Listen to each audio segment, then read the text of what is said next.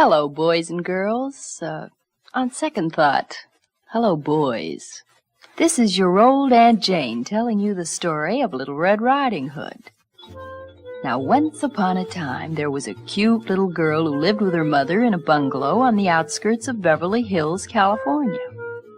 One day, Little Red Riding Hood's mother said, "Sweetie, Grandmother isn't feeling too well this morning. She had a bad day yesterday at Santa Anita. And anyway, I fixed up some delicacies from the farmer's market, and I'd like you to take them over to Grandmother's house." "All right," said Red, and off she went.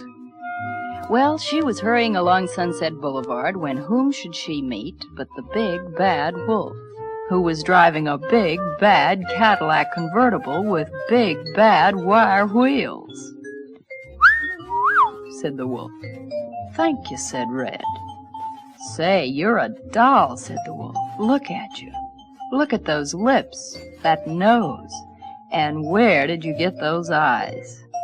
"They came with the head," said Red. "Steady now," said the wolf. "You know, you may not believe this, but I was just working on a crossword puzzle. What's a four-letter word for throat?" "Neck," said Red. "Thanks," said the wolf. "Don't mind if I do." "Now, wait a minute," said Red. "If that's what you're interested in, you've got to make reservations." "Oh, hard to get," said the wolf. "Listen, sister, I've got plenty of babes just itching to go out with me." "Well," said Red, "what's holding you up?" "Ah," said the wolf, "who wants to go out with them itchy babes?" "You know something," said Red, "you're very corny. Now run along or I'll tell Jack Webb on you. I'm on my way to my grandmother's house."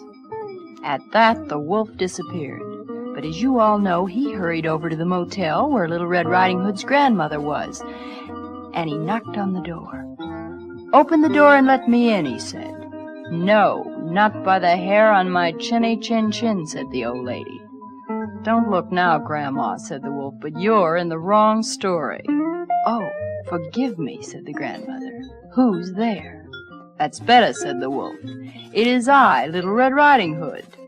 "All right," said the grandmother, "you may come in." At that, the nasty old wolf leaped into the room, gobbled up the poor old lady, and putting on her nightclothes, leaped into bed just in time to hear Red Riding Hood knock at the door.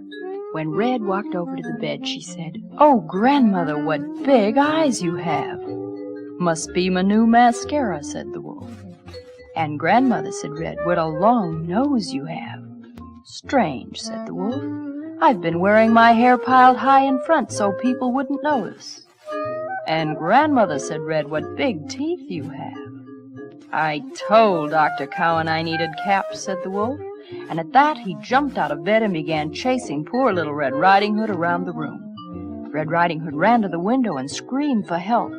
And who should be passing to hear her cries but a handsome talent scout. In a moment, the talent scout had chased the nasty wolf away, and Little Red Riding Hood was safe. "Thank you so much," she said gratefully. Said the talent scout. And poor Little Red Riding Hood was right back where she started from. The moral of this story, boys and girls, is let's not fight this thing. It's bigger than both of us.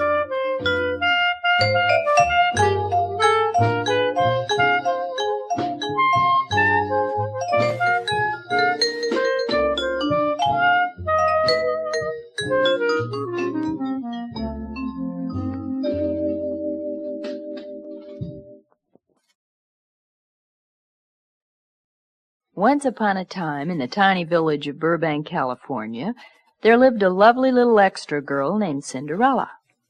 Now, Cinderella lived with her stepmother and her two stepsisters, Hedda and Luella, who forced her to do all the worst of the household chores, like working the lawn sprinkler, tuning in the TV set, cleaning out the disposal, and checking the dictionary during Scrabble games.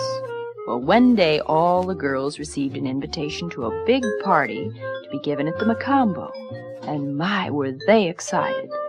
The oldest sister rushed right out and got an Italian haircut.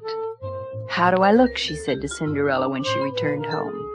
"Oh, it's charming," said Cinderella. "You look just like Roberto Rossellini." "Spiteful girl," said Cinderella's stepsister. "For that you shall not go to the party." And sure enough, the night of the affair, poor Cindy was left behind. Well, as she sat in the den weeping, she suddenly heard a knock at the door, and a little old man appeared.